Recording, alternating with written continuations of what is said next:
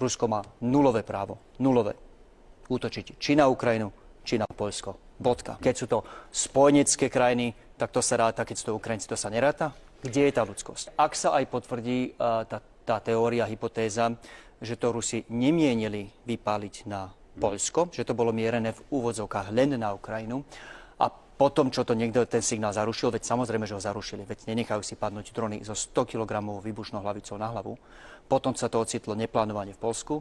Aj tak stále platí, pán redaktor, že Rusi dobre vedia, že keď to vyšlo k hraniciam Poľska alebo k hraniciam Rumunska, že to či Rumuni, Poliaci alebo Ukrajinci asi zarušia a že je tu tým pádom vysoká pravdepodobnosť alebo nejaká pravdepodobnosť, že to môže prekročiť členskú krajinu, hranicu členskej krajiny aliancie. Opakujem, Vladimír Putin nemá čo vysielať drony na zabíjanie ľudí a ničenie objektov na Ukrajine ani niekde inde.